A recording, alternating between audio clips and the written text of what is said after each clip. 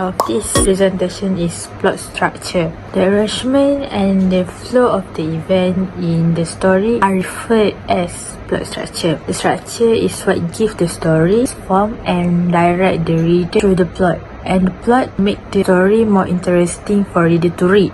Normally, a narrative plot sticks to this basic structure which is called three text pyramids. Text pyramids contains exposition, action, climax, warning action, and resolution. What is exposition? Exposition is what introduces the background of the story, mention about events, settings, characters, or other elements in the stories. The part of a story that builds to the climax is a nice action. As the conflict and challenge develop, the plot is up momentum, tension, and suspense, drawing the protagonist closer to the crucial moment. Plots become more complex and more captivating at this point, engaging the reader or viewers into the story. The most dramatic, thrilling, or significant moment in a story is called climax. It's the critical moment when the primary conflict peaks and the plot climax becomes evident. The second last phase of the text pyramid is where the story goes after the climax and before the resolution, that known as culmination. It is where the climax consequences start to appear and the tension start to fade away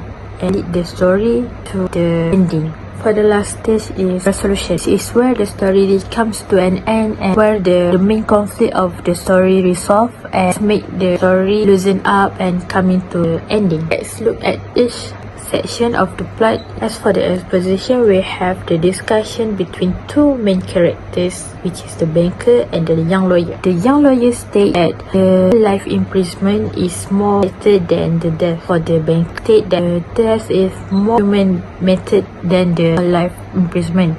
This is where the banker bet on the young lawyer to stay on prison for 15 years, will give him 2 million rubles if he proves that the banker is wrong. Rising action, the banker faced multiple financial problems which make his financial position become worsen over time. And he doubt between his financial trouble and the fact that he has to pay the young lawyer 2 million rubles if he managed to stay in prison for 15 years. As for the climax, where the banker find a letter where young lawyer left the letter on the table, said that he surrendered the money and he intends to leave the prison 5 minutes before the bet expired. And after years of study in the prison, the young lawyer figured out that the money and the thought that he hold before is worthless, and he showed that his disregard for the principle that others hold dear, which is wealth means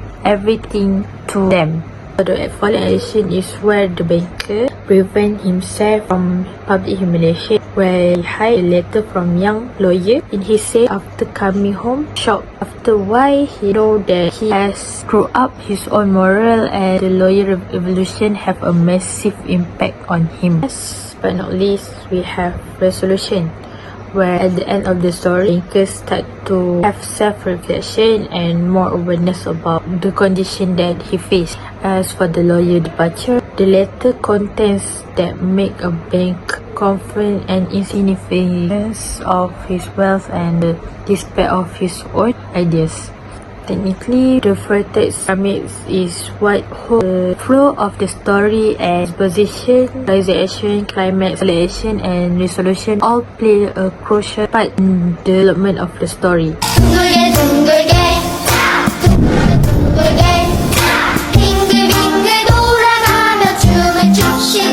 Now, I'm going to explain about conflict. In general, conflict in literature refers to a struggle between opposing forces that drive the story forward, and it can create tension, challenges character, and help develop the plot. So, the conflict may occur between two people or between some other force. So here, there are two types of conflict. The first one is internal conflict and the second one is external conflict. Okay, so here is the internal conflict. What is the meaning of internal conflict?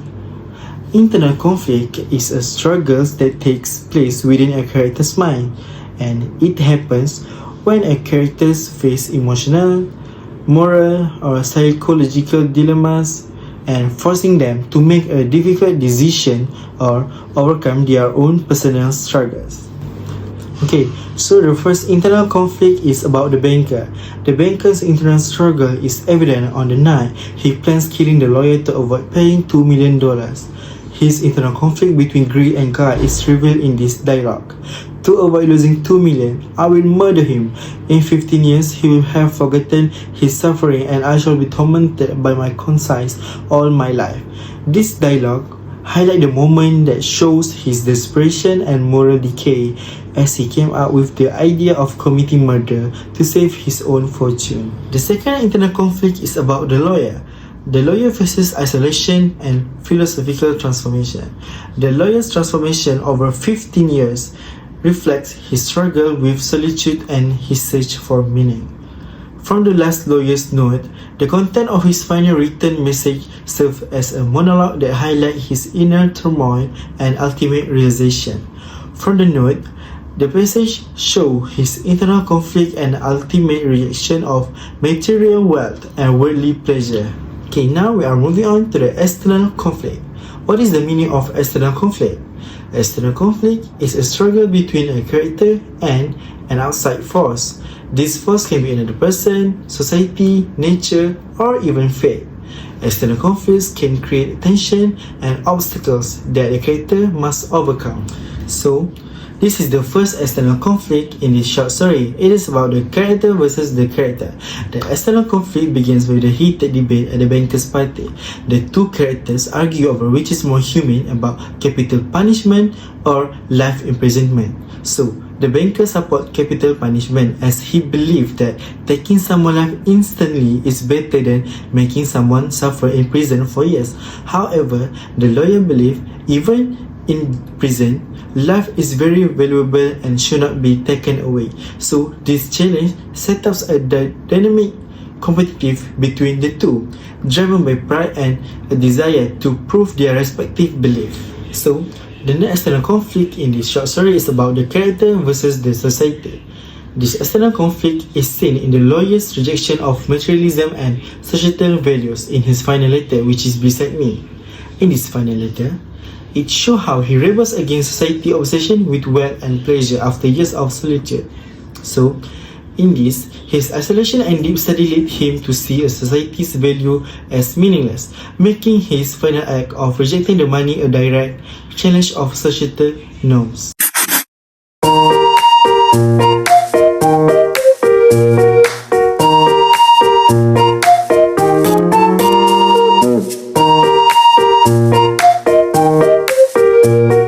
To the setting. In this story, they have two things: settings of time and setting of place. Moving on to the setting of place, the first place is garden. The garden is a dark and eerie path where the banker used to walk and visit the lawyer. Next is the garden wing, which is the lawyer's confinement. It is a small room, and this is where he took part of his study and so on. And only have a simple confinement where he can receive books, food, and any request he write it on the piece of paper, and he can ask whether if he want anything, which is wine or so on. Next is the banker's room. This is the place where he reflects all the bad that he made, and this is the place that he used to dump off his financial troubles. Next is time setting. The time setting that used in this story takes over 15 years, between the year 1870 to 1885, where on this time all the people debate about capital punishment and things that related to them during that time. Moving on to the theme and ideas, the theme in this story is the illusion of greed. Which is the lawyer accepts the bag without thinking any further, and the banker is actually want to flaunt his wealth. But then, while the story goes on, both of them realize that all these things doesn't matter, and the money and the wellness that they have, it only worth nothing in the end. Next is the power of knowledge and self-reflection. While he in the confined room, he took time that he read all the books. This helps him to comprehend life on a certain level. He comes to see the value of intellectual and material development over material prosperity and worldly pleasure.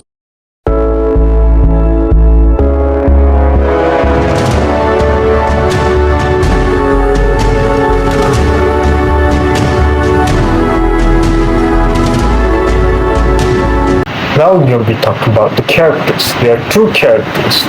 Firstly is the lawyer. He is the protagonist in the book. One of his characteristics is that he is determined because he accepted a bet and he endured the hardships of isolation for 15 years, as mentioned in the text below. If you mean it seriously, replied the lawyer, then I bet I'll stay not 5 but 15. That just shows how determined he is. He should have stayed for 5 years, but instead he chose 15. It shows that he's very determined. Next is his other characteristic is that he's curious. The lawyer spends 15 years in solitary confinement, reading and learning about various subjects, as mentioned in the text below. In the second half of the 6 years, the prisoner began zealously to study languages, philosophy, and history. It just shows that he has so much curiosity because he has never learned about these things ever until he spends 15 years in solitary confinement. One of the other characters is the banker. He is the antagonist in the book. One of his characteristics is that he is selfish. The banker is primarily concerned with his health and is willing to do anything, including contemplating murder, to avoid paying the lawyer. As I mentioned in the text below, I have only to take and throw this half-dead thing on the bed, smother him with the pillow, and the most careful examination will find no trace of his actual death. Just show that he's very selfish and willing to murder the lawyer to avoid paying him. His other characteristic is that he is desperate. As time goes on and his money starts to run out, the banker gets scared. When the 15 years are almost up, he fears losing the bet and he even thinks about killing the lawyer to avoid paying him. As mentioned in the text below, the only escape from bankruptcy and disgrace is that the man should die. It shows that he's very desperate to not pay the lawyer, that he's willing to murder him and not pay him.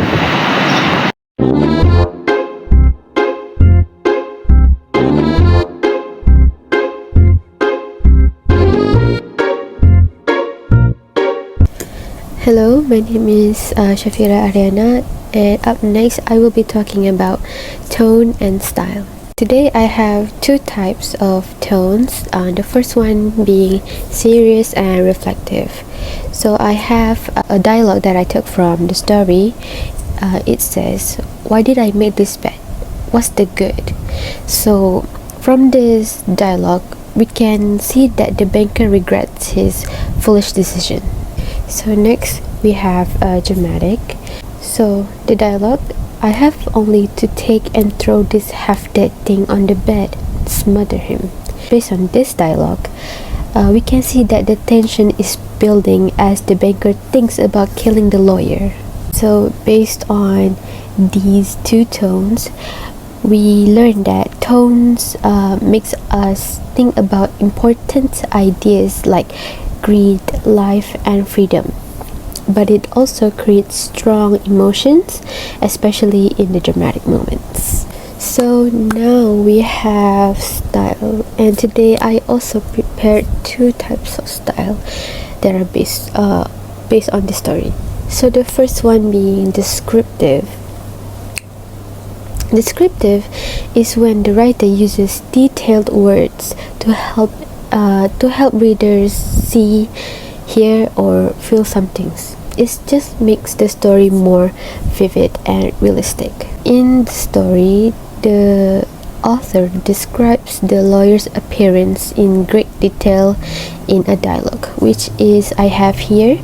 "It was a skeleton with tight drawn skin, The hand, so lean and skinny, it was painful to look upon. So based on this description, it helps us imagine how weak and unhealthy the lawyer became after years of isolation. It also shows his suffering and how much he has changed over time. The next one I have is figurative language. It is when the writer uses words in a creative way to express much deeper meanings. That also includes metaphors, symbols, and exaggeration. In the story, the lawyer writes a letter, and in his letter he wrote, "I despise freedom, life, health, and all that your books call the blessing of the world." So here, his words symbolizes his rejection of material wealth and worldly pleasures. After years of reading and learning, he realizes that money and luxury have no real value. So basically, the author uses descriptive language to show the lawyer's physical suffering, and also figurative language to express his deep thoughts about life. This helps readers understand the story's message about wisdom, greed, and the true value of life. Now we have point of view. So the story, The Bet, mainly uses third-person limited omniscient. It is told by an outside narrator who knows the thoughts and feelings of the banker. I have an example that I took from the story. Why did I make this bet? What's the good? The lawyer loses 15 years of his life, and I throw away 2 million. So based on this dialogue, it shows us the banker's internal conflict and regret. So I will explain a little bit about the point of view. The third person point of view focuses mainly on the banker, revealing his thoughts, emotion, and decisions.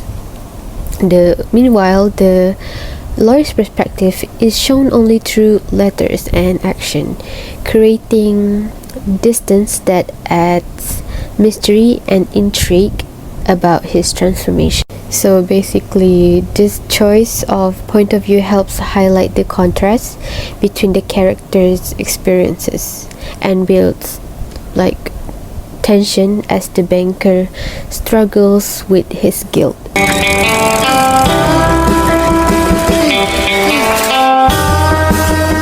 Okay, hello everyone. And in this part, which is literary device from the short story The Bet by Anton Chekhov. Before that, do you guys know what is literary device?